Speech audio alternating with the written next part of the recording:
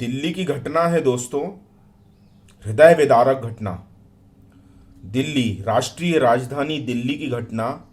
एक 17 वर्षीय बालक, एक 17 वर्षीय बालक मार दिया जाता है सिर्फ इसलिए कि वो प्रभु श्री राम के मंदिर के लिए समर्पण राशि एकत्रित कर रहा था। विधर्मियों को यह नागवार गुजरा। 14-15 हमलावर उसके घर में घुसते हैं, माता पिता के सामने उसको चाकुओं से मार डाला जाता है। माता चिल्ला रही है, पिता बेबस हैं, और मिनटों में 2500 लोग इकट्ठे हो जाते हैं। ये कहां से आते हैं ऐसे निर्दयी हैवान, जिनको एक इंसान की, एक जागते व्यक्ति की को मौत में,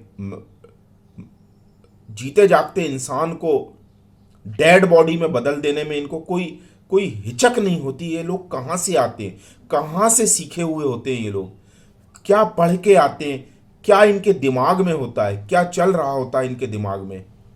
ये इतनी बर्बरता करते क्यों हैं, किस तरीके से कर जाते हैं इतनी बर्बरता। ये एक घटना नहीं है। ये देखिए, आपको मैं बता रहा हूं, ये देखिए पीठ में इसके चाकू घोंपा है। ये देखिए पीठ में, इस राम भक्त के पीठ में चाकू घोंपा गया है। ठीक है, ये मासूम बालक, मैं बहुत मुश्किल से इस वक्त, जब मैंने ये न्यूज देखी थी, मेरे कंठ से आवाज नहीं निकल रही थी, सुर कांप रहा था मेरा। बहुत मुश्किल से मैंने अपने आप को कंट्रोल करके आप लोगों तक ये न्यूज, मैंने कहा पहुंचाई जाना बहुत जरूरी है, बहुत बहुत जरूरी है ये न्यूज। क्योंकि ये चीजें आप इग्नोर नहीं कर सकते कि इन चीजों को आप सिर्फ इग्नोर कर दें और स्क्रॉल करके आगे चले जाएं, या इन चीजों पर हम अपनी प्रतिक्रिया ना दें।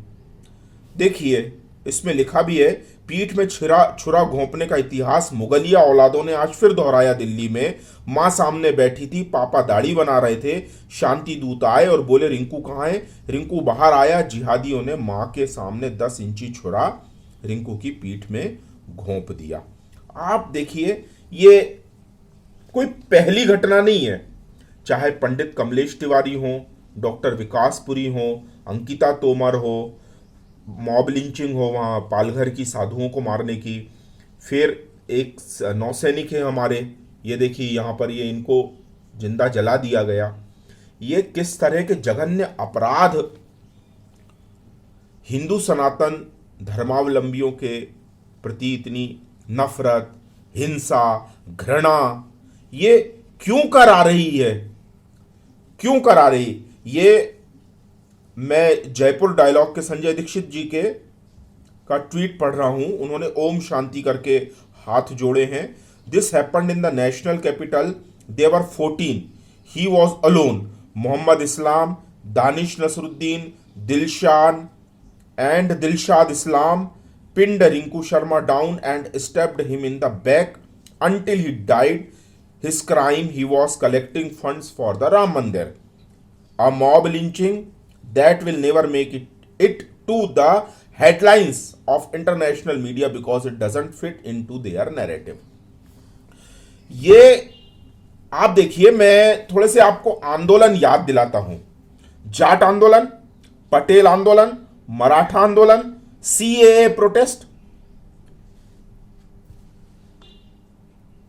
उसके बाद communist movement against Netanyahu, Putin, Modi, Trump, इन सब के अगेंस्ट, जो कम्युनिस्टों के जो राष्ट्रवादी जो नेता हैं उन लोगों के अगेंस्ट जो कैंपेन चल रहे हैं वो सारे चल ही रहे। Form bill protest, OBC Kota आंदोलन, जाट, मराठा, पटेल, इन सब के, सबरीमाला आंदोलन, ये इतने सारे आंदोलन के जड़ में अगर कहीं देखेंगे, कहीं ना कहीं हिंदू घृणा है, नफरत का जो बीज बोया जा रहा है विघटनकारियों के द्वारा, ये कहीं ना कहीं उसके लिए इनकी शिक्षा पद्धति, इनके तौर तरीके जिम्मेदार है। अभी मैं आपको, और ये देखिए, मैं आपको ये वीडियो बताऊंगा, इतनी घृणा है इसमें, इतनी घृणा के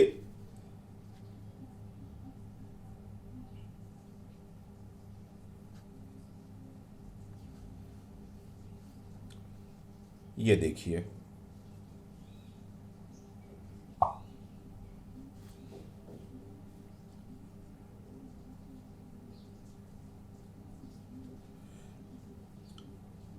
सर्च नहीं हो रहा है दोस्तों। अगर सर्च होता है तो मैं आपको ये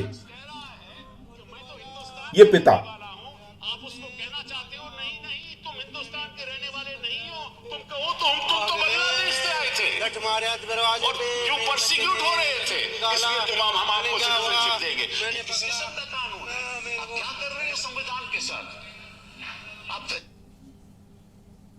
बच्चे छोटे वाले को भी मारा, उसको मारा, फिर वो इधर घर में घुस गए, मेरा बच्चा बाहर निकल गया मेरे हाथ से, मेरा अकेला हो गया। मेरा मन्नू है जो दरवाजा बंद कर दिया, पापा भैया भाग गया, मैंने कहा नहीं भैया के मार दिया लगता है, अकेला पड़ गया, वहाँ दरवाजा बंद था, फिर मार के उसको गया दरवाजे पे लठ करा मार दिया, रे माता जाके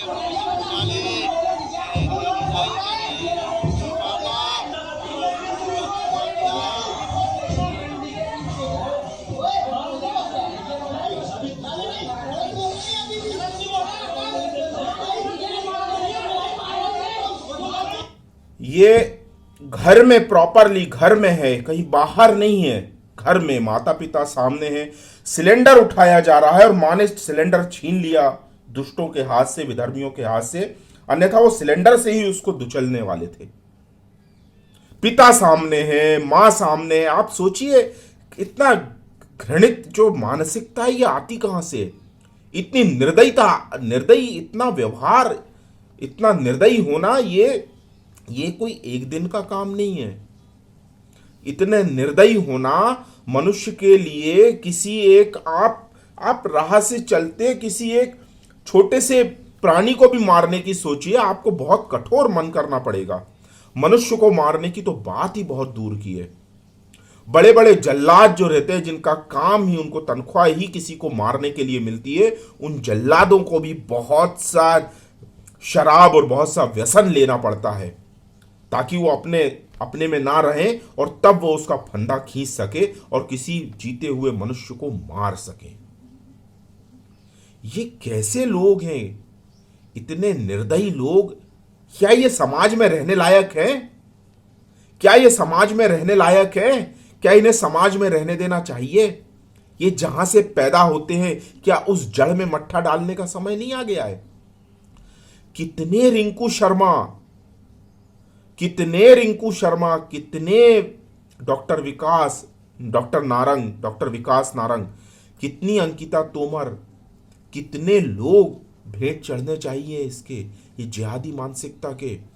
कितने लोगों को भेंट चढ़ाएं तब हमारी सरकारें जागेंगी? ये सवाल आप ही का है दोस्तों, आप ही उठाइए।